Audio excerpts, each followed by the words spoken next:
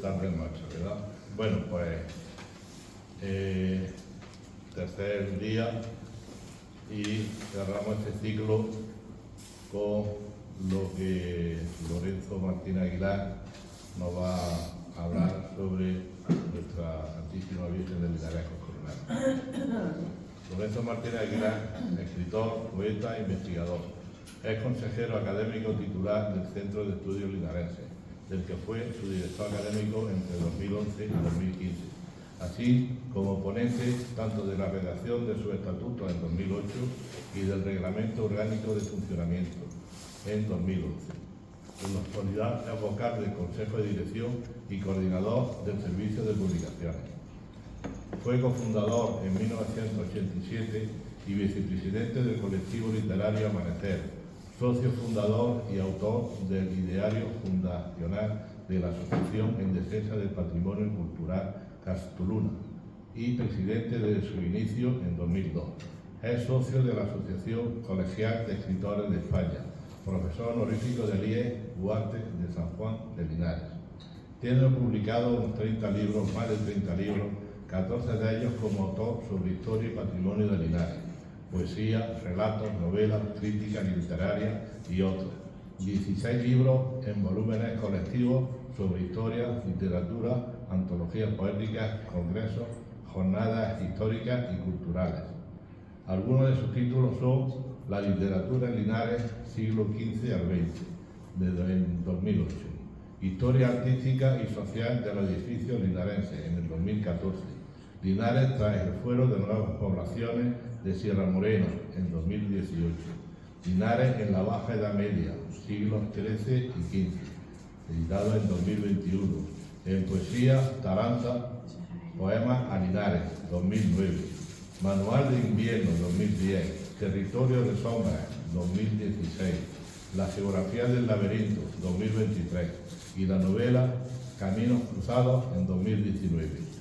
Completa este bagaje más de medio centenar de trabajos de investigación sobre críticas literarias, temáticas históricas, patrimoniales y artísticas de Linares, publicados en diversas revistas y publicaciones especializadas, entre estas el Boletín del Instituto de Estudios Jienenses, la revista República de las Letras, Siete Esquinas, En torno a Linares, etc. A lo que hay que añadir su extensa faceta como conferenciante y articulista en prensa, casos de los diarios provinciales Jaén e Ideal de Jaén y Radio Linares Cadena Ser. Desde enero de 2021 figura en la Biblioteca de Escritores Andaluces. Este año, con motivo del 150 aniversario de la concesión del título de ciudad a Linares, ha dirigido el cuarto Congreso de Historia de Linares, dedicado a dicha efeméride y organizado por el Centro de Estudios Linarenses. Y recientemente ha publicado el libro Los Vínculos del Plomo, la dinastía Figueroa en el distrito minero Linares La Carolina, 1822-1923, editado por la Universidad de Jaén, que se presentó hace una semana, en el Campus Científico-Tecnológico de Linares. Sus obras se caracterizan por un compromiso solidario de reflexión sobre la realidad actual y la esencia del humano como testigos de la historia, en un ejercicio de búsqueda, autenticidad y conciencia con la palabra y el urbanismo. Y yo puedo aumentar que lo que él nos cuente se lo ha estudiado, lo ha encontrado y es verídico, porque no se lo inventa. Puedo jurar, ¿verdad? Bueno, todos lo conocéis. Gracias por el detalle de colaborar con la agrupación de cofradías un año más. No es la primera vez que está con nosotros y adelante. Muchas gracias.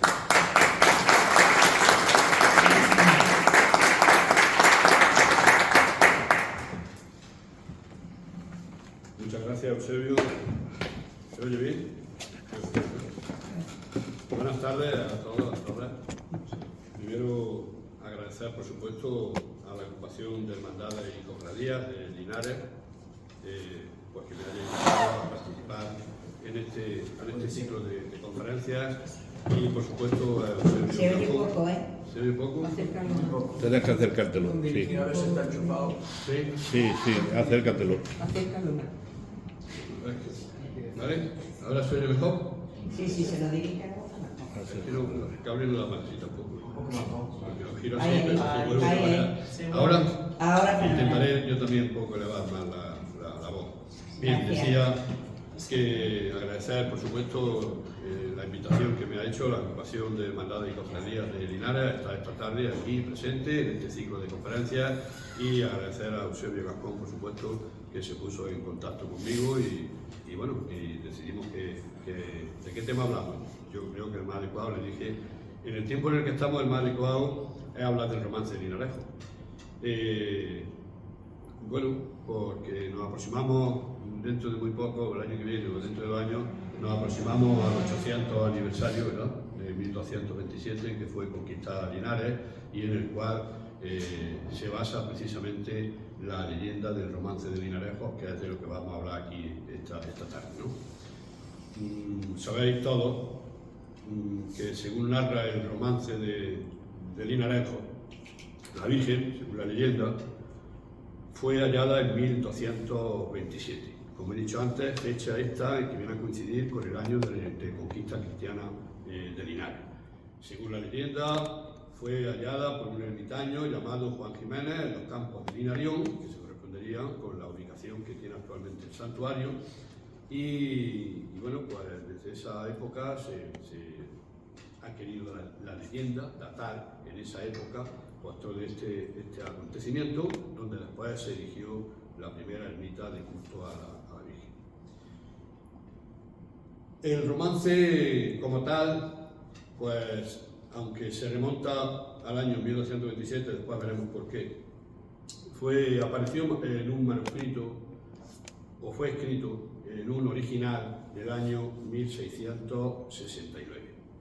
Aunque en realidad, donde nosotros lo hemos encontrado es precisamente en un manuscrito traslado de aquel original de 1669, escrito a finales del 19. Esto es un poco una confusión de fecha. De cualquier forma, sí quiero hacer algunas precisiones, un par de precisiones, antes de continuar con mi conferencia. Aquí, la exposición que yo voy a hacer esta tarde aquí se basa fundamentalmente en dos trabajos que yo ya publiqué hace algunos años, concretamente en el boletín del Instituto de Estudios Jiennenses. Yo publiqué ahí 2 trabajos, uno del año 1999,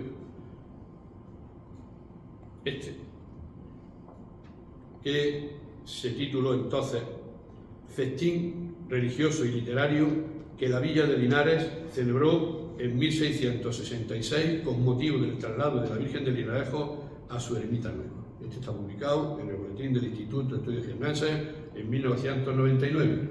Y más concretamente me situé en el estudio del romance de Linarejo en otro trabajo posterior que publiqué en el año 2003, que es este, en el que descendía precisamente al análisis histórico, cultural, desde el punto de vista literario, investigativo, documental, del romance de Linarejo, especialmente. Se titulaba así, El romance de Linarejo, su estudio histórico y literario.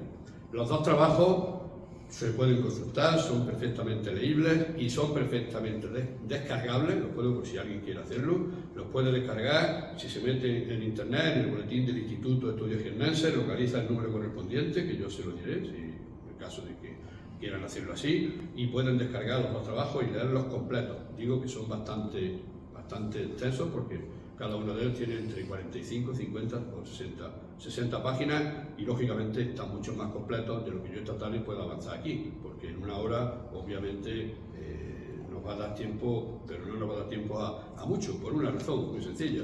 Yo lo digo, ¿no? El romance de Linarejo da para un tratado completo de historia de Linares. Da para un tratado, el estudio del romance de Linarejo da para un, ya digo, tratado completo de la historia bajo medieval de Linares, porque tiene muchos elementos. Después iremos viendo algunos de ellos. Como decía antes, la primera referencia que tenemos de este romance está recogida en ese libro. Esto es un manuscrito, esta es la portada, obviamente, del manuscrito que se titula vulgarmente Libro de Don Martín de Zambrana y Chacón. Yo en adelante, para ahorrarme repetir tantas veces el título, lo voy a citar como el libro del festín, porque aquí es donde se recoge el festín de 1666, entonces lo voy a citar como el libro del festín. Y es sobre el que yo, como he dicho antes, hice aquel trabajo del año 1999 y del año posteriormente, del año 2003, por supuesto con permiso de la Cofradía de Linarejo, las personas que ostentaban entonces la presidencia y la secretaría de la Cofradía de Linarejo, que pusieron a mi disposición, evidentemente, los manuscritos para realizar la investigación y realizar el estudio. Difícilmente podría haber yo llevado a cabo estos dos trabajos, estas investigaciones, estos estudios, si no hubiera tenido acceso a los manuscritos que son el motivo precisamente de la investigación. Entonces, ya digo, este libro es, como digo, se conserva en el santuario, en la sala de mantos, creo que es. La caja fuerte allí la caja fuerte de la Cofradía de la Virgen de Linarejo. Sin embargo, sabemos que este libro es un traslado literario, o decir, más sencillamente, es una copia. Es decir, que don Martín de Zambrana y Chacón lo que hizo fue coger el manuscrito original del año 1669 que escribió Gregorio López Pinto, que ahora después veremos quién fue Gregorio López Pinto y cómo llegué yo a esa conclusión, ¿verdad? Y entonces lo que hizo fue un traslado literal, es decir, copió, o entendemos que copió literalmente el manuscrito original de 1669. Probablemente este manuscrito fue escrito, este traslado fue escrito en el año 1788, porque entre otras cosas el periodo de vida de don Martín de Zambrana y Chacón, que es un personaje importantísimo en el Linares de finales del 18 y principios del 19, ¿verdad? Vivió entre los años 1753 y 1821, por lo cual evidentemente no es un personaje que pertenezca al siglo XVII, cuando se dieron las festividades en 1661, ¿verdad? Entonces, y digo, ¿por qué sabemos que es un traslado? Bueno, la portada interior del manuscrito, avanzamos en este propio manuscrito, es esa. Esa es la portada interior del manuscrito del año 1600, de las fiestas que se dieron en el año 1666. Como veréis, ya el propio manuscrito recoge el título, Festín que la Villa de Linares hizo a la Virgen Santísima de Linarejo, Señora Nuestra, cuando la llevaron a su casa nueva, año 1666. En este manuscrito, en el original entendemos que por supuesto, y en la copia evidentemente, fue donde quedó recogido por primera vez el romance de Linarejo, al completo. Es decir, los 220 versos que componen el romance de Linarejo. ¿De acuerdo? Las fiestas del año 1666. Bueno, las fiestas del año 1666 se dieron porque fue el año en que se terminaron las obras del santuario o de la ermita que se empezó a construir en el año 1639. Y el ayuntamiento, el cabildo de la época, entendió que para darle mayor magnificencia a la inauguración de aquel nuevo santuario y del traslado de la Virgen desde Santa María a la ermita, pues que habría que hacer unos fastos, unas fiestas importantes, y efectivamente fueron importantísimas. En un fragmento, duraron además una semana, empezaron el día 10 de octubre y finalizaron el 17. Y en esa semana hubo fastos de todo tipo, religiosos, literarios, militares, culturales, y luego, evidentemente, el último día, el 17 de octubre, la parte más importante, que fue el traslado de la Virgen desde Santa María a la ermita nueva. Hay un fragmento que yo he sacado para que os deis cuenta, os hagáis una idea de la importancia y de la participación que tuvo esta festividad, este traslado. Dice: juzgóse y sin duda ser copiado número de 22.000 personas las que se reunieron en Linares en tal ocasión. Clerecía notables del lugar y dignidades, doctores graves y señores principales, religiosos de todas órdenes y de toda autoridad, así como otros muchos nobles caballeros y señores comendadores de órdenes militares que honraron el festín. Probablemente caiga un poco en la exageración al decir 22.000 personas, porque, bueno, sabemos que en aquella época el nivel de población de Linares probablemente no llegaba a ese número, pero en fin, sí tenemos que entender, metafóricamente debemos de entender que la verdad es que fue bastante multitudinario. Este fue precisamente recoger todas esas festividades que se dieron durante esa semana, fue precisamente el motivo de escribir el manuscrito original, es decir, da cumplida información de las festividades de 1666. Aunque sí hay que decir que el manuscrito final fue terminado en el año 1669. Es decir, que el amanuense, el escritor Gregorio López Pinto, terminó, o sea, durante 3 años, desde finales de octubre hasta 1669, fue el tiempo que le llevó a redactar este manuscrito original, ¿verdad? Que luego en el traslado tiene aproximadamente unas 90 páginas, folios escritos a doble cara. ¿Por qué sabemos que es de 1669 la fiesta? Bueno, el propio Gregorio López Pinto tiene 2 manuscritos anteriores. Uno de ellos se titula La obra apologética de Castro. Esa concretamente. Esa obra es del año 1656. Y hay 2 datos fundamentales en ese traslado literario que yo he comentado anteriormente de don Martín de Zambrano y Chapí. Dice, los cuales años juntos con 1669, que es en el que vamos, luego por tanto ya está definiendo que el manuscrito se terminó de escribir en 1669. Y luego dice, a continuación, como tengo probado en aquella grande obra apologética que escribí al señor conde duque de Benavente, la obra apologética de la muy antiquísima ciudad de Castro. Y esa precisamente es la portada de la obra apologética que escribió Gregorio López Pinto en 1656. Ese manuscrito que estáis viendo ahí, la portada, se conserva en la sala de manuscritos de la Biblioteca Nacional de España, por supuesto, con el número 1251. A través de concatenar esos 2 datos, 1669 y la obra apologética de Castro, he deducido, o deducí en su tiempo, en su momento, que el autor del manuscrito original del año 1669 no era otro que Gregorio López Pinto, como efectivamente aparece ahí. Si lo veis, aquí aparece el nombre, en la tercera línea pone Gregorio López Pinto, obispo de Covaledo. ¿Qué significa eso de obispo de Covaledo? Obispo de Covaledo es un título que él tiene y creemos que hace alusión, es una especie de obispo regional, es decir, él vivía en Linares, pero tenía el título de obispo de Covaledo. Los obispos regionarios eran como una especie de obispos auxiliares que nombraba el arzobispo, ¿verdad?, para cuidar y revisar un poco la región específica de la diócesis. En este caso sería la diócesis de Jaén, aunque él estaba ubicado en Linares.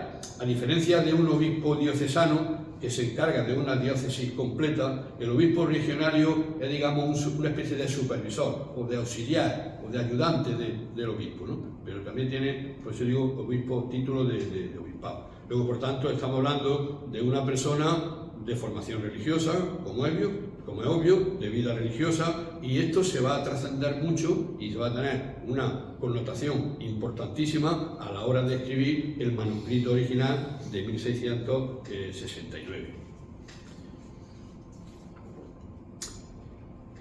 De todas maneras, sobre estos manuscritos hay también algunas incógnitas, porque no solamente se escribió aquel de 1669, sino que según Federico Ramírez en sus apuntes, también cita otros autores, es decir, que probablemente no solamente fue este, sino que hubo otros manuscritos de los cuales no nos han llegado referencias ninguna, excepto las que da Federico Ramírez. ¿Desaparecían los manuscritos? Pues sí, desaparecían, porque evidentemente no nos ha llegado ninguno, excepto este, del festín, que yo he citado antes, del traslado que hizo don Martín de Zambrana y Chacón. Pero yo no quiero entretenerme ahora en esta cuestión del conflicto de manuscritos que hay, de por qué desaparecieron, de cuánto hubo, porque eso nos llevaría a otra conferencia casi completa, de deducir qué tipo de manuscrito hubo, cuánto hubo, por qué desaparecieron, y en fin, que sería bastante complicado, por cierto, ¿no? Como he dicho antes, Gregorio López Pinto ya sabemos que fue el autor del manuscrito original que después copió Martín de Zambrana y Chacón, ¿no? El libro lo que recoge son casi 50 poemas, una extensión bastante importante de poemas y sonetos, décimas, romances, liras reales, canciones, es decir, y de distintos autores. En cada momento Gregorio López Pinto, no me refiero a Martín de Zambrana, sino a Gregorio López Pinto, que fue, como digo, el autor del original. Esto quiero que eso quede claro, ¿no? Lógicamente, él indica en cada momento quiénes le entregan poemas para ser copiados en ese manuscrito original, y él cita a sus autores. Pero hay autores a los que no cita. Y yo entiendo también, o debo de entender, que es Gregorio López Pinto el que finalmente hace la composición que aparece en el manuscrito, digo, de 220 versos, que es el romance de la aparición de la Virgen de Linarejo, que se inserta entre las páginas 20V o 26R del manuscrito del Festín, ¿no? No cabe duda de que sea él, porque luego al final del poema, del romance, lo dice, lo demás de este digreso haré nueva relación hasta los tiempos presentes en otra nueva canción. Y esta otra nueva canción que determina es ni más ni menos que el romance de Linarejo. Pero el romance de Linarejo que él escribe,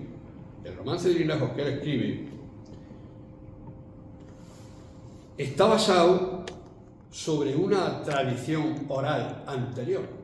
En el estudio y en la investigación que yo realicé sobre el romance de Linarejo, evidentemente tuve en cuenta, por supuesto, en el siglo XVII cómo se trataban los romances españoles. Precisamente en el año 1660 se editó el Romancero General.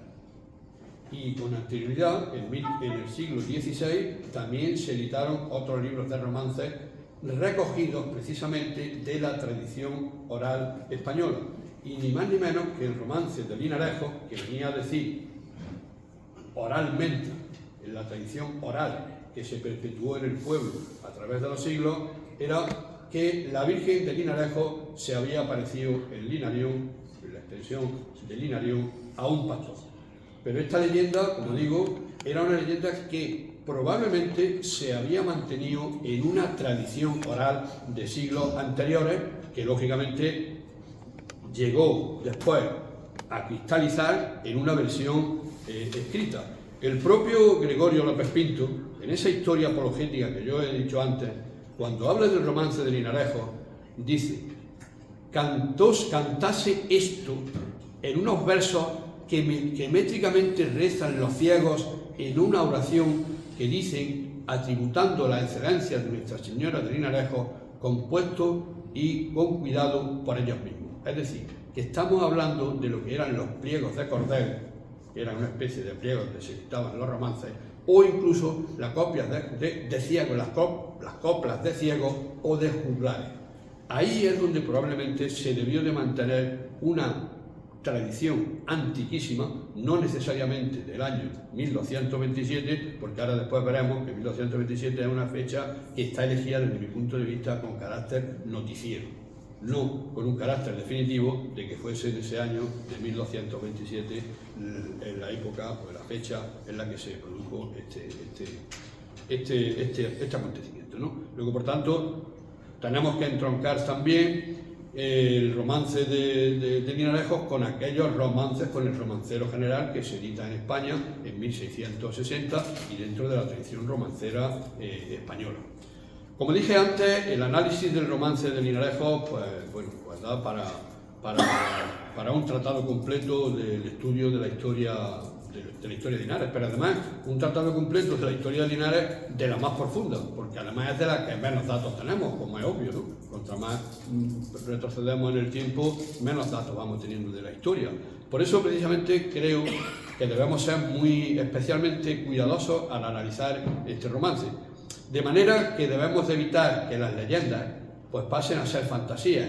No es que se le quite importancia a las leyendas, porque las leyendas tienen y mucha importancia, de manera que nos pueden explicar cosas que históricamente es difícil explicar, ¿no?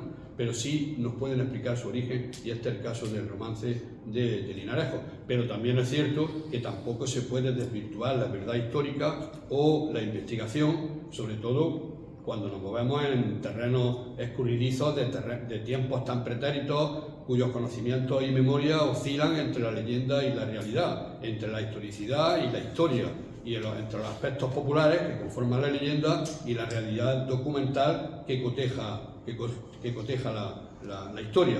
Así que fijaos, resumidamente, tenemos una disparidad de fechas a la hora de analizar el romance, y un conflicto también de datos y de dudas. Yo lo hago desde el punto de vista investigativo e histórico, por una razón. Estamos hablando de una leyenda que sitúa la propia leyenda en el año 1227. Estamos hablando, y ahora después veremos, que los primeros datos que hacen referencia a la Virgen de Linarejos, con su nombre de Linarejos, no aparecen hasta el año 1585, es decir, casi 3 siglos después. Y a eso debemos añadir un romance que se recoge en el año 1669, otro siglo después. Y además un traslado literario que se escribe probablemente en 1788. Luego, por tanto, estamos hablando de una disparidad continuada en el tiempo, pero muy lejana de fechas entre una y otra. Y ahí es donde interviene, desde el punto de vista, el análisis literario y sobre todo el análisis histórico. No quiero entrar mucho en el análisis métrico, porque no tenemos tiempo para entrar en ese análisis métrico, porque son 220 versos y el análisis métrico de versificación es bastante amplio, evidentemente, ¿no?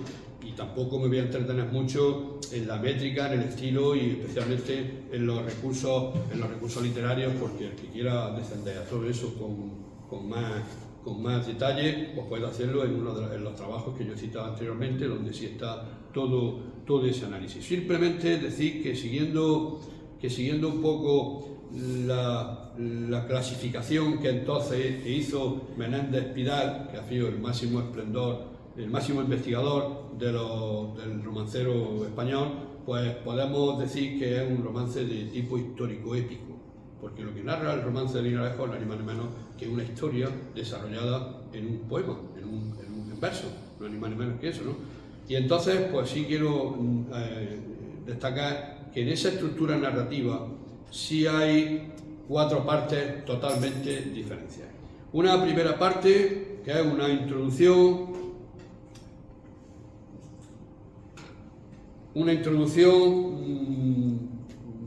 del poeta, que creo que obedece a una composición del propio Gregorio López Pinto, apartándose de la tradición oral del propio romance, que será el núcleo que veamos después.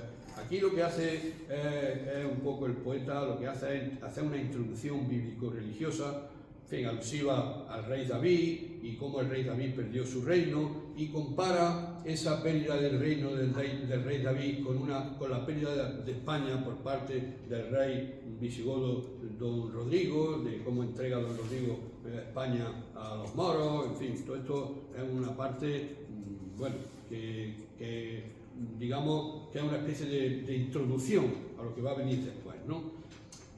Luego, además, esta parte del poema, que son aproximadamente 32 versos, son 8 cuartetas, pues son 32 versos más o menos, tiene distintas connotaciones con poemas precisamente que se editaron en aquella época en el Romancero General de 1660. Hay un paralelismo y hay una sintonía y hay una sincronización entre aquel romancero, entre aquellos romances, algunos de aquellos romances, con el romance de Linarejo. Pero no voy a entrar en esa cuestión porque es una cuestión más bien teórica y muy literaria. Lo que sí me interesa es entrar, por ejemplo, en la segunda parte del romance, que aquí ya va entrando un poco más. La segunda parte del romance es la parte en la que compara la aparición de la Virgen de Linarejo con diversas apariciones de otras vírgenes en otros sitios, por ejemplo, con la Virgen de la Cabeza o con la Virgen del Roser, de la Yedra, ¿no? Y normalmente siempre se hace alusión, porque esta parte es una parte que tiene un marcado cariz religioso, ¿no? Y además es un continuo alegato contra la opresión de la anticristiana que se da en España durante la época musulmana. En fin, todo esto es una cuestión muy habitual en aquella época, tratando el sentido de que durante la época musulmana pues el cristianismo estuvo en una franca opresión, no tenían libertad de culto, no podían ejercer sus cultos en libertades, cosa que tampoco es cierto hasta cierto punto, porque es verdad que no se podía ejercer, pero sí el cristianismo sí se mantuvo durante la época del dominio musulmán, con unas condiciones muy concretas, que no vamos a entrar en su análisis, pero sí se mantuvo. Entonces, el poema lo que recoge es que hace alusión a estas vírgenes que a partir y a medida que iba avanzando la reconquista en los pueblos españoles y sobre todo la parte de los pueblos andaluces, pues se van dando una serie de apariciones de vírgenes a medida que digo que iban haciéndose la reconquista, ¿no? Entonces, esto también queda recogido en el romance y entonces pues hace alusivo, por ejemplo, dice: en las grietas más remotas ocultan el resplandor de la hermosa María, aquella que a Dios parió.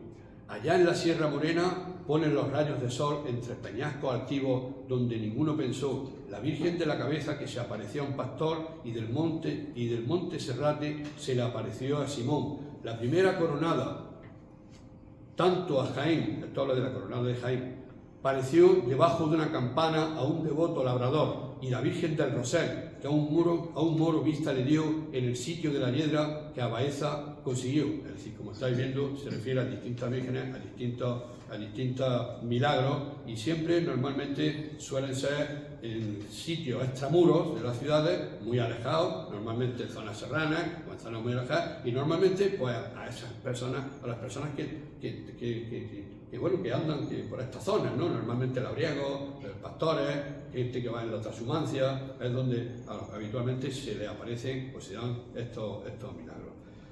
Lo que sí me interesa es la parte central del poema. Esta parte central del poema que vamos a ver a continuación, esta es la que yo creo que Gregorio López Pinto recogió de esa tradición oral antigua, que ya estaba establecía o se rumoreaba o se cantaba o se decía o se mantenía en el poblado de Linares, ¿no? Entonces esta parte sí es la que se corresponde con la leyenda. Lo que pasa es que él la versifica, él la hace poema, él le da una forma más allá de lo que puede ser lo épico, aunque sin desdeñar lo épico, lo hace también.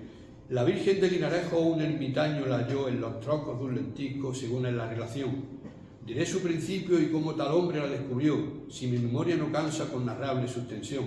Año de 1227, contó el guarismo entre sus ceros, resumido en un renglón. De tierra de Extremadura un hombre santo apostó, por los campos de Alventosa vino dar a Linarión. En las sombras de un lentisco Juan Jiménez se sentó, cansado ya del camino y fatigado del sol. Como llegó tan rendido, adormido se quedó, y apenas tomó el silencio cuando una voz lo llamó. Sentóse si bien turbado y pensativo volvió a mirar a todas partes, mas ninguna cosa vio. Tornó a ocupar aquel lecho y apenas se recostó, quedó con más alto brío, oyó más alta la voz. Hizo recurso atentado y levantado volvió el rostro para unas peñas donde vio su resplandor. Llegóse bien pavorido, con grande miedo y temor, y reconoció que mira una divina ilusión. No atreviéndose a llegar, oyó la tercera voz, diciendo: Juan, llega y quita la peña que me ocultó. Animoso y turbado, quitó con gran valor lo que ocultaba a la vista el erario de Primor. Al punto vio a esta señora, válgame Dios, qué favor, y hincando las rodillas en el suelo se postró. No puedo hablar palabra porque tiene el corazón en éxtasis conducido en la que es Madre de Dios. Pasado es aquel silencio y con gozo y fino amor se partió para la villa que a Linares nombran hoy. Fue derecho a la iglesia para hablar al prior, diciendo como un lentico guarda el tesoro mayor. No le dan crédito alguno, mas el aviso que asistió, sacristán de aquella iglesia, mudo al punto, se quedó. Admirados los presentes, sin ninguna dilación, se parten para la peña que el ermitaño enseñó. El poema continúa, obviamente, bueno, pues dando crédito ya a la aparición. El pueblo, el sacristán, el prior se desplazan al sitio, ven a la Virgen la llevan en procesión, la instalan en la iglesia de Santa María y al día siguiente no está la Virgen. La Virgen, bueno, abren la iglesia y la Virgen no está. Vuelven otra vez al sitio original y efectivamente la Virgen está allí. ¿Qué interpretan? Interpretan que lo que quiere la Virgen es que se haga un santuario o una ermita para estar allí permanentemente en el sitio donde se aparece. Todo esto es lo que desarrolla el poema, es mucho más largo, lógicamente no lo voy a recitar porque si no estamos aquí toda la tarde para recitar el poema. Entonces, pero todo esta es la reiteración hay una constatación, evidentemente, del milagro. Es decir, no solamente se produce un primer milagro, hay hasta tres milagros en el poema. La aparición de la Virgen, el hecho de que la Virgen tome voz y le hable al pastor, es otro hecho milagroso, lógicamente, y cuando el prior se queda mudo porque no cree lo que el pastor le está contando, es otro milagro, y luego el milagro se confirma con que la Virgen vuelve a aparecer al día siguiente en el mismo sitio donde se había aparecido anteriormente. Esta parte del poema es la más interesante y esta parte es la que se presta a ese muestrario o a ese rastreo de la historia de Linares más profunda, porque aquí en esta parte se mezclan muchísimas datos. Hay otra parte final del poema donde concluye, bueno, pues diciendo un poco lo que ya te comenté anteriormente, que él es el que recoge toda esa tradición oral, que es el que recoge toda esa tradición del milagro y tal, y que él es el que la pone por escrito. O sea, que él constata que es el mismo Gregorio Pérez Pinto el que hace la versión del poema que nos ha llegado y que hemos conocido. Ahora bien, hay una cuestión fundamental. Lo primero que debemos destacar del romance es el nombre que se le da. El nombre que se le da en el romance a la Virgen es la Virgen de Linarejos. La Virgen de Linarejos. Eso es lo primero que dice el romance. La Virgen de Linarejos, un ermitaño la halló en los troncos de un lentico, según es la relación. Pero con esta onomástica de Linarejos, la Virgen no fue conocida con esta onomástica hasta finales del siglo XVI. Ahí tenéis distintas, me he basado en las pinturas que hay en las bóvedas del santuario, las pinturas de Paco Baños, en las cuales en una de las láminas, en un fragmento de las pinturas está tratado el descubrimiento y cuando la Virgen aparece, y en otras cómo la llevan en procesión a la Virgen al santuario. Pero este documento es un documento muy interesante, por una razón muy sencilla, porque este documento está fechado el 6 de diciembre del año 1585. Este documento que está en el archivo diocesano de Jaén es el primer documento que conozcamos hasta ahora en el cual se nombra a la Virgen con su nombre, con el nombre que la conocemos actualmente, Nuestra Señora de Linarejos. Y es precisamente un documento que se hace cuando viene un visitador del obispo a Linares y junto con la cofradía de la Madre de Dios, que ya sí existía previamente, después cofradía de Linarejos, se levanta este documento, se escribe este documento para hacer mención de las heredades que tenía hasta ese momento la cofradía, de los heredamientos que tenía la cofradía de Nuestra Señora de Linarejos. Yo he transcrito, porque el documento es mucho más largo, tiene otra página a continuación, otro folio a continuación. Yo he transcrito solamente la parte de la cabecera del documento, porque evidentemente tengo que ponerme más despacio, porque estos documentos esto no se hace en media hora, esto hay que echarle mucho tiempo para pasar la transcripción de un documento de estas características, pero sí he puesto ahí el motivo esencial y la fecha de por qué se hace el documento y cuándo se hace el documento. Y como veréis en el encabezamiento, lo que dice precisamente es que es un documento que se hace para viendo las heredades que tenía la Virgen de Linarejos, ¿no? Y luego, a continuación de este, hay otro documento igualmente que es posterior, un poco posterior a este, que es ese otro. Ese documento es de un año posterior, es del 15 de octubre de 1586 y efectivamente es una constatación del anterior. Lo que viene a hacer es ahí lo que vemos es una relación inventario de los bienes y propiedades, es decir, casas, olivares y viñedos, que hasta ese momento tenía la cofradía de Linarejo. Y como vemos, son bastantes las propiedades, las propias heredades que tenía la cofradía de Linarejo. La cofradía de Linarejo era una cofradía más importante porque era también un poco la que ejercía la responsabilidad de cuidar las ermitas de Linares. Era una especie de cuidadora también la que mantenía de alguna forma que las ermitas de Linares estuviesen cuidadas, ¿verdad? Y esto era una potestad que tenía la cofradía de Linarejo hasta que después se fueron formando o forjando otras cofradías. Pero estos dos documentos son documentos esenciales porque son los primeros que descienden a llamar a Nuestra Señora de Linarejo por su nombre. ¿Cómo se llamaba antes entonces?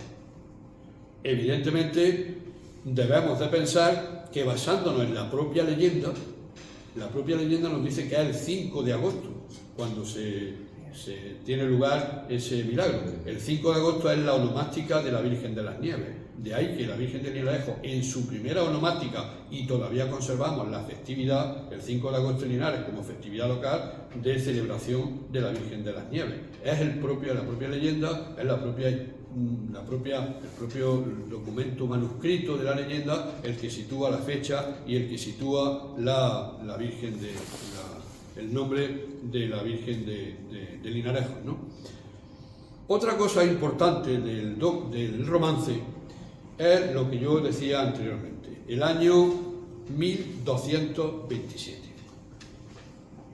¿Sabe alguien cuántos habitantes tenía Linares en 1227? ¿Lo puede determinar alguien? Yo no, ni creo que nadie pueda determinarlo, por una razón. El primer dato conocido de un censo de habitantes de Linares es del año 1406. 1406, es decir, 2 siglos después. Y en ese año, ese censo nos dice que Linares tenía 1.100 habitantes. 1.100 habitantes. No estoy diciendo 1.100 vecinos, porque entonces se contaba por vecinos. Dice el documento que tenía 257 vecinos, que estimando aproximadamente entre 4 y 5 personas por familia, vecinos es una unidad familiar.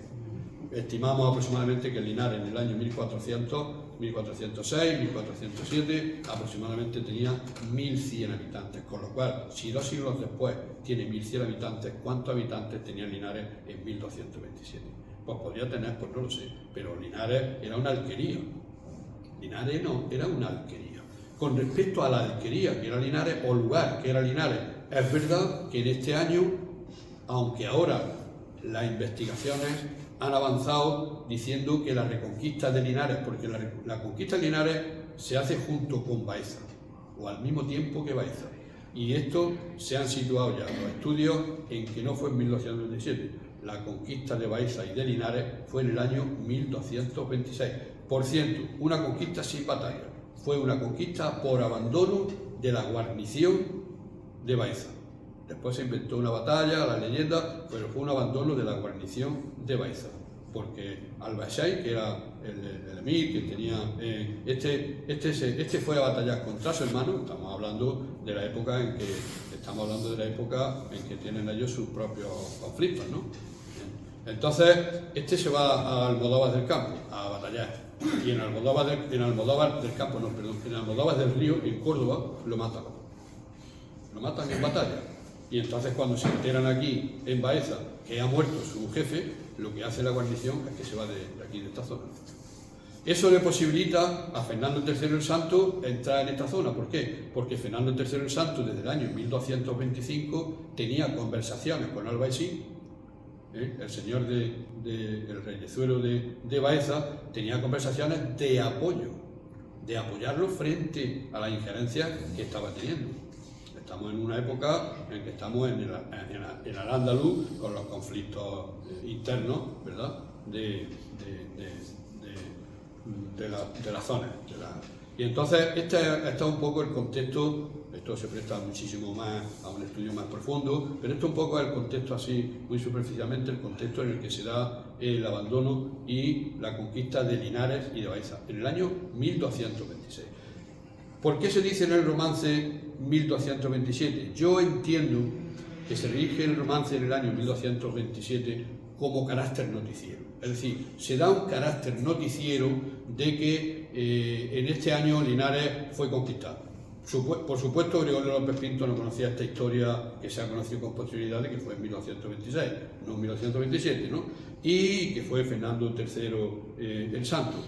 Incluso él mismo nos da noticias de que varía, el propio Gregorio López Pinto en su historia apologética de la ciudad de Castro, que ya lo hemos visto antes en la portada, nos dice que fue, ahí lo pone, solo hay noticia que el año de 1236 un ermitaño llamado Juan Jiménez, y vuelvo otra vez a reproducir la leyenda. Luego, por tanto, el propio Gregorio López Pinto rectifica su dato con otro posterior de 1236. Sea 1227, sea 1236, la cuestión fundamental es que Linares no tenía una infraestructura económica ni una infraestructura importante o lo suficientemente importante como para desarrollar verdaderamente la construcción de un gran santuario o de una gran ermita o de una gran iglesia de Linares, ¿no? Ahora después lo vamos a ver también. Entonces,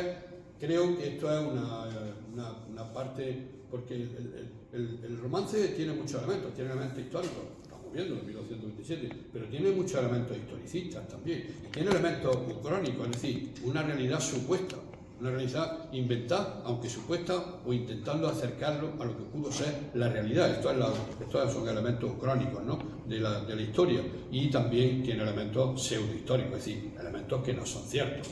Yo no voy a cuestionar la leyenda. La leyenda milagrosa ya entra del ámbito de la fe de cada cual. Yo lo que vengo a constatar aquí son los datos históricos en los que se basa el romance y se basa la leyenda. Por tanto, es difícilmente creíble que el acontecimiento tuviera lugar en el año 1227. ¿Cuándo?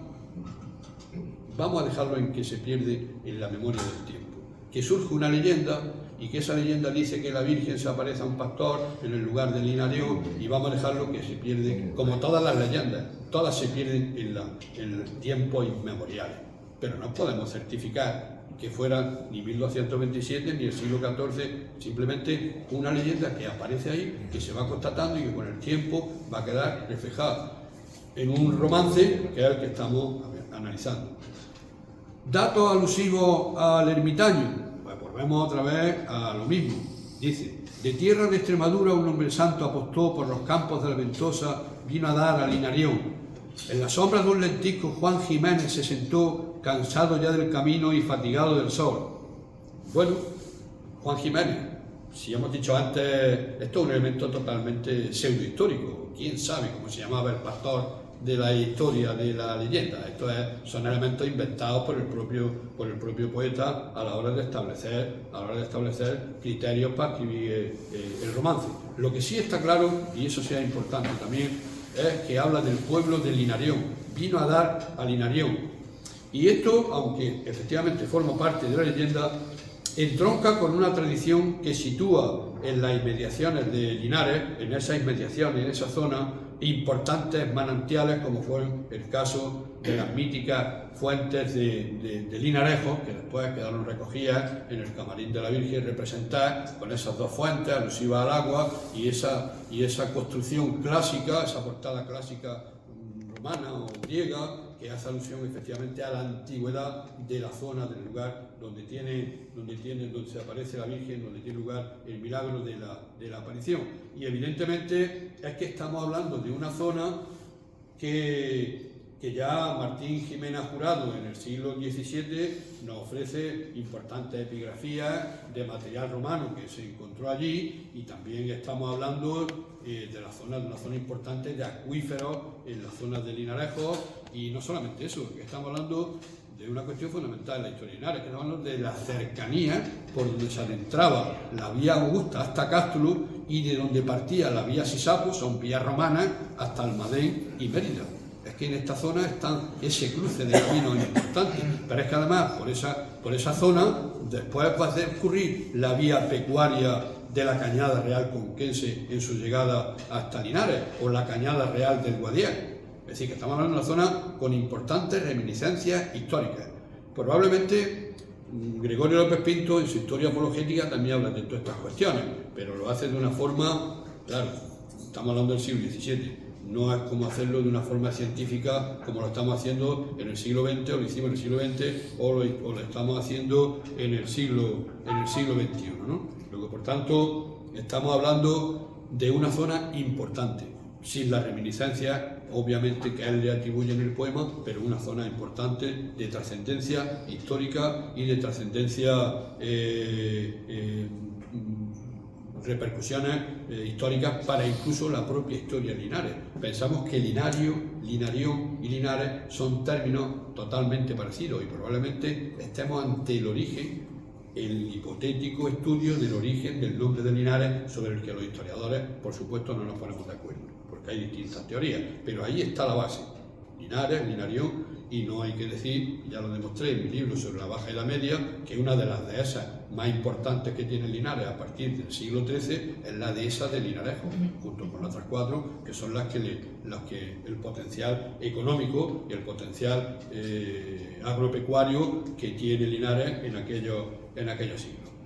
Otra cuestión que pone el poema en solfa, en unos casos habla de lentiscos, en otro caso habla de la Virgen desapareció entre unos lentiscos, en otro caso viene y aparta la peña. Es decir, ahí hay unas contradicciones en el propio romance que el propio poeta no llega a ponerse de acuerdo. Y sobre el tema de la primitiva ermita, pues también tenemos que abundar un poco en esta cuestión por una razón.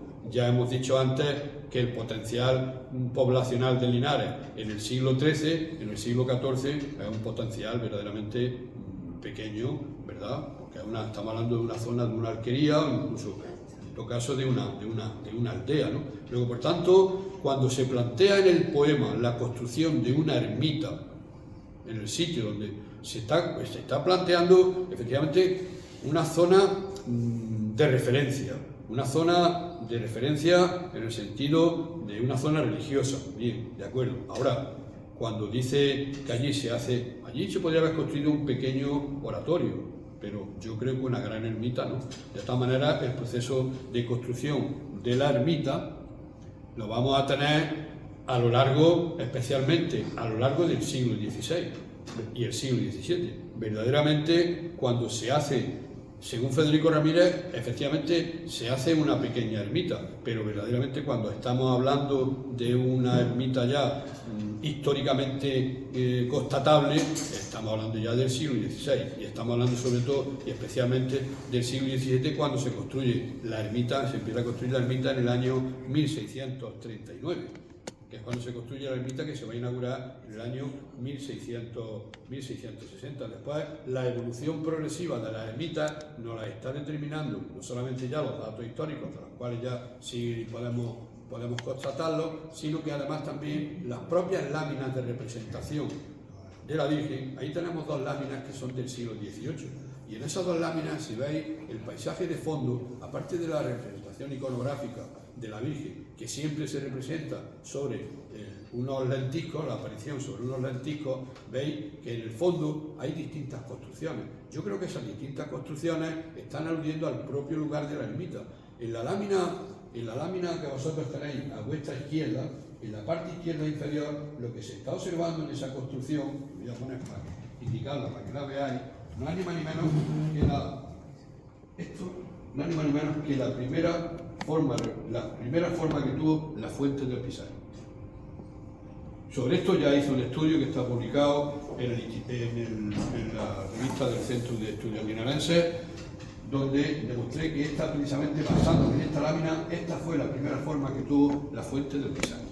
Y está ya representada en esta lámina porque forma parte del contexto paisajístico de la zona de Linarejos, con esos grandes manantiales y esa reminiscencia histórica que antes hemos comentado. Pero es que aquí también tenemos una forma, pudo ser la representación de una forma del castillo de Linares.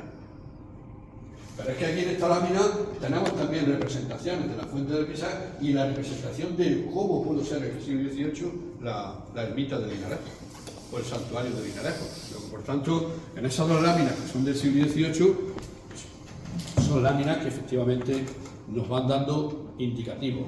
Y esta es, según Federico Ramírez, la reconstrucción de la primera ermita que posiblemente se hizo a mitad del siglo XIII, después de la supuesta aparición.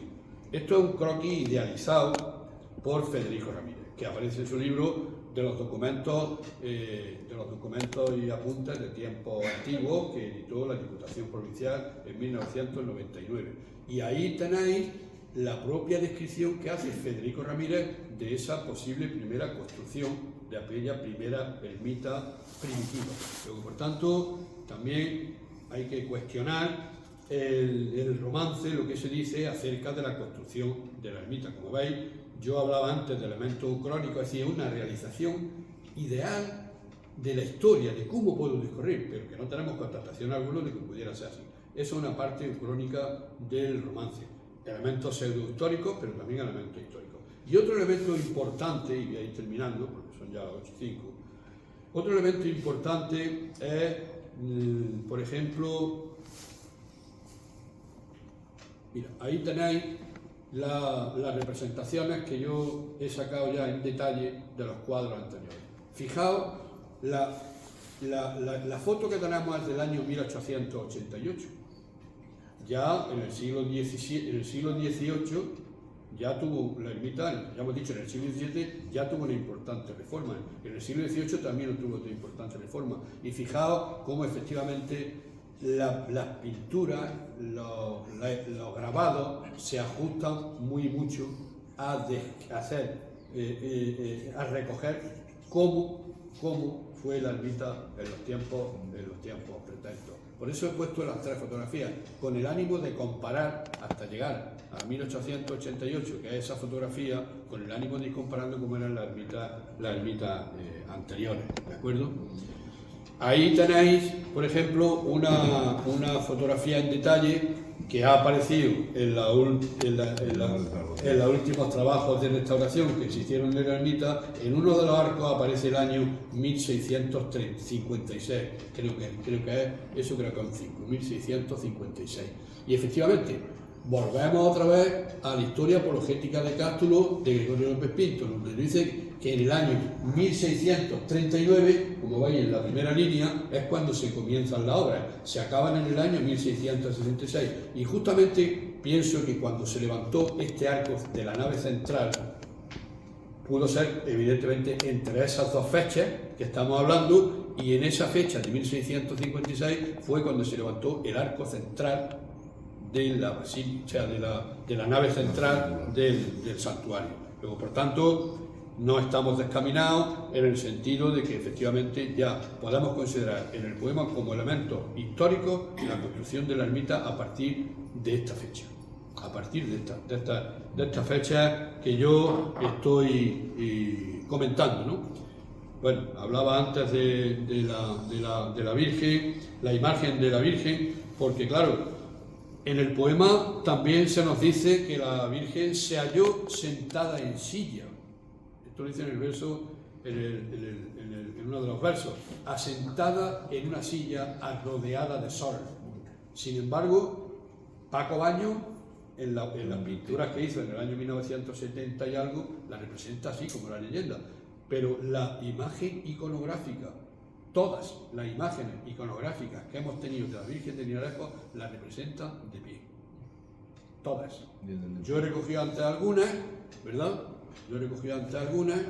Ahí hay dos, siempre se representan de pie, nunca asentadas en una silla. Las Virgen asentadas en una silla tienen su tradición en el románico. En el románico es cuando verdaderamente las vírgenes aparecen sentadas en una silla. Pero después la tradición posterior nos ha indicado que siempre la Virgen se representa en posición erguida, o sea, en posición de pie. ¿De acuerdo?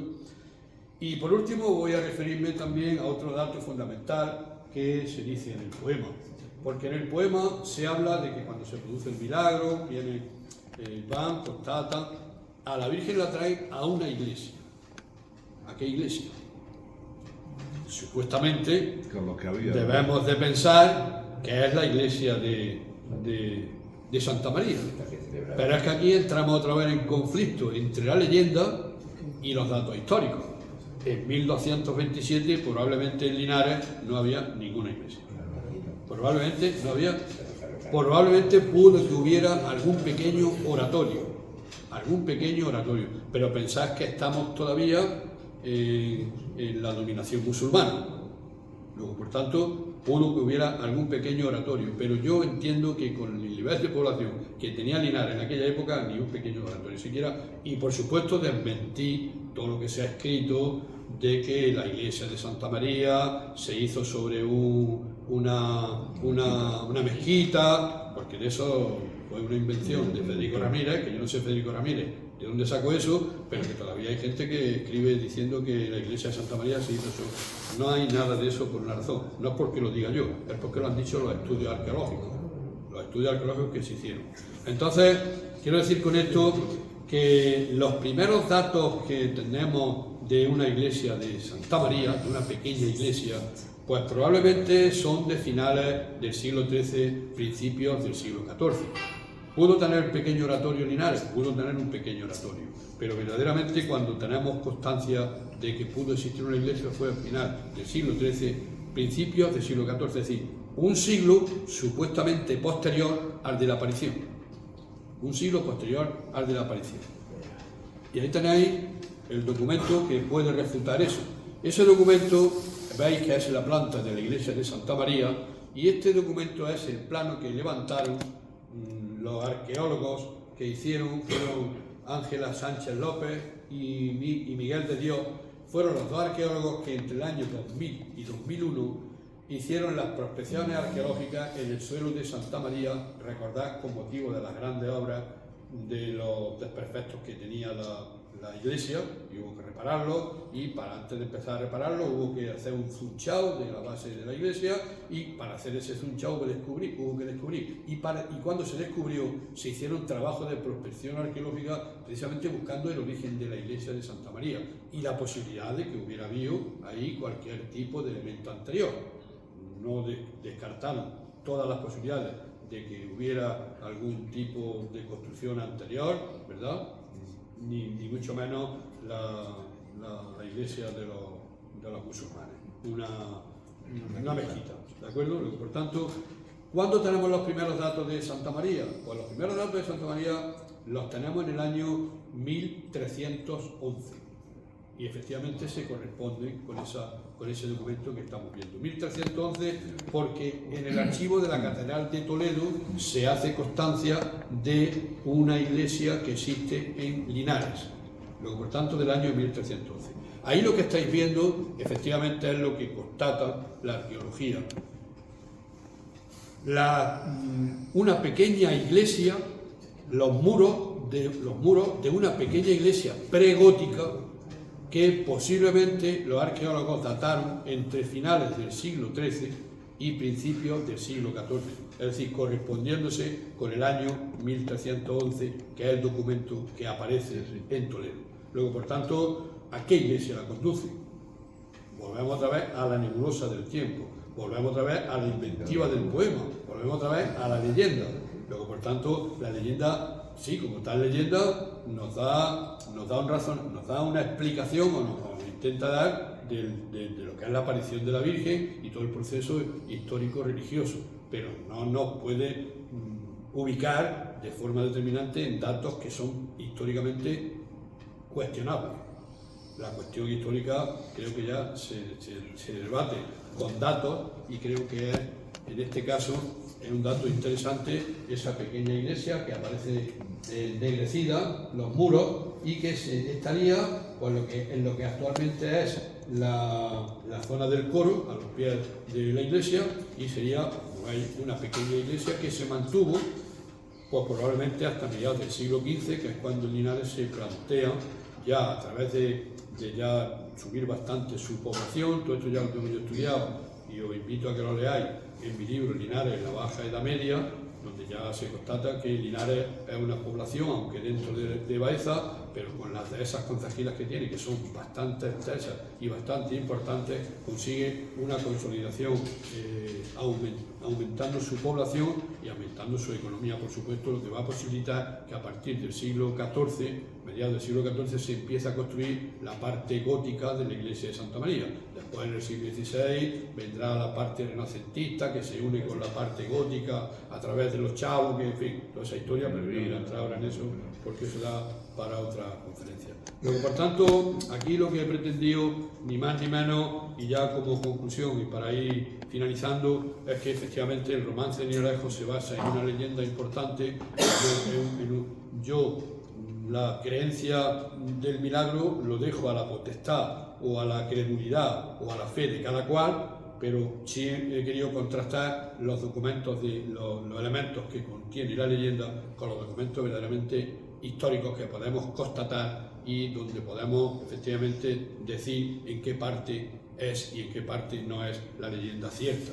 Y ya evidentemente sobre el milagro, las cuestiones religiosas, ya cada uno el ámbito de su fe, el ámbito de sus creencias, todas son, por supuesto, todas son respetables, pero el investigador, el historiador, lo que creo que tiene que arrojar luz sobre los datos que evidentemente existen de cara a la investigación histórica y los datos que dejan asentado la evolución, en este caso la evolución relativa a todos los acontecimientos concatenados con la Virgen de Linarejo y su evolución en el tiempo. Así que, por mi parte, creo que podría hablar más porque hay una cuestión fundamental también muy importante que yo lo desarrollo en mis trabajos, que es la relación que hay entre la Virgen de Linarejo y la Virgen de la Cabeza, porque curiosamente la Virgen de la Cabeza se aparece en el mes de agosto y también en el año 1227 y también en una zona serrana muy alejada de Andújar. Y hay unas connotaciones muy interesantes porque en el año 1660 se edita en Andújar un libro sobre la aparición de la Virgen de la Cabeza y a continuación en 1666 se escribe la aparición de la Virgen de Linarejo.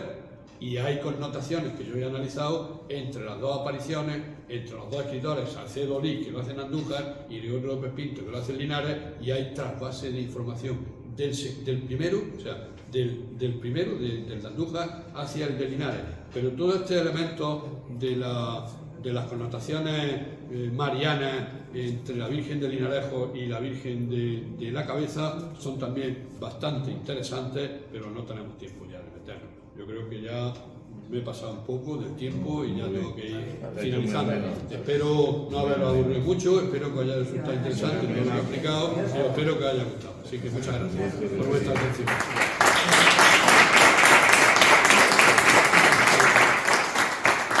Si alguien tiene alguna pregunta, alguna duda, alguna sugerencia, algún comentario, pues bien. Un documento de Toledo habla de que en Linares había una iglesia de 1300. Sí. No dice que sí, con 1311. 1300. ¿Qué se hizo? Existía. Evidentemente, lo sabemos antes. Existía. 40. Lo que pasa es que los documentos de aquella época no se escriben con la exactividad que se escriben ahora. Entonces deja mucho también a la duda y a la investigación. Habría que analizar ese documento. Hoy sí. Simplemente coger la referencia Otra. de los autores. ¿Alguna pregunta más? Bueno, mío. que me voy. Ahí se me ha fijado. Tenía que haber apuntado ya, eso es súper interesante. Bueno, pues, ¿alguna pregunta más? Aprovechamos que ahora está disponible. Bueno, veréis que como al principio es con datos como se escribe la historia, no con leyendas, aunque hay leyendas que podemos también tomarlas como ciertas, ¿verdad? Ya lo comentaba antes, la leyenda, a mí me gusta la leyenda porque son literatura, y la literatura es un arte fundamental, forma parte de la literatura, pero hay que, de cara a la historia, hay que saber distinguir lo que es la leyenda y lo que es la historia, y darle a cada una el campo que le corresponde. Lo que no se puede permitir es que la leyenda se dispara a la fantasía. Y la fantasía invente otras cosas que ya no corresponden con la leyenda, que entonces ya nos vamos ya de madre, ya entonces nos salimos y ya es verdad que ya ni historia ni leyenda, y eso suele ocurrir también.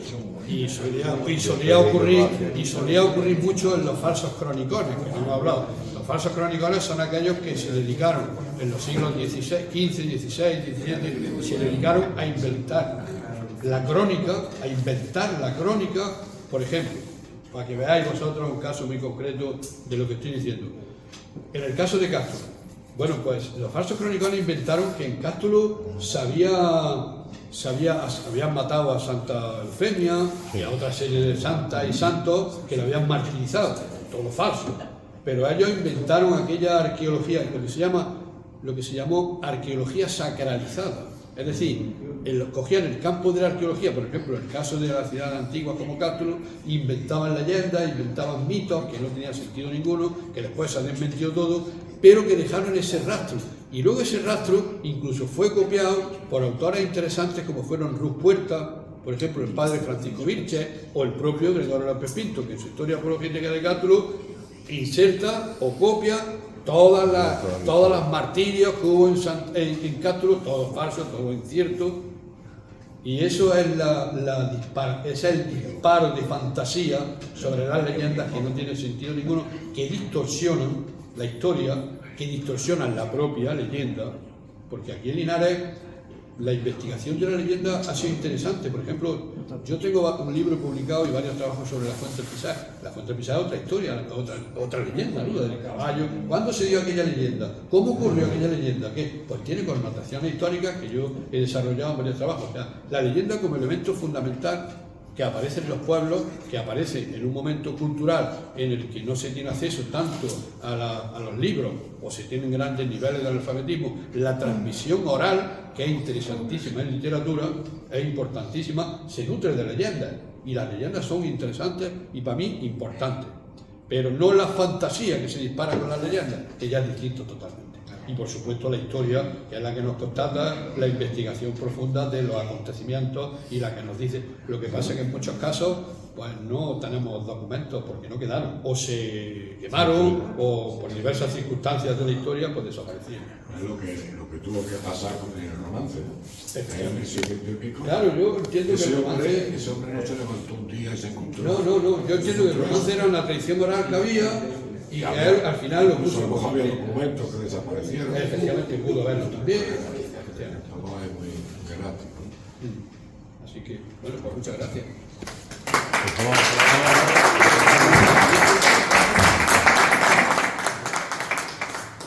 Presidente.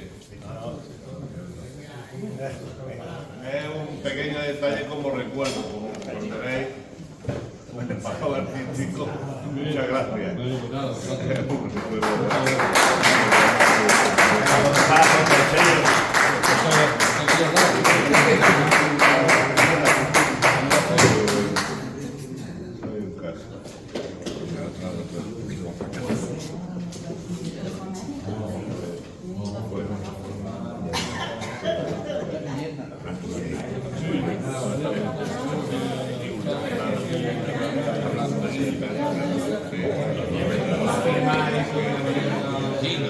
Ya lo preguntan.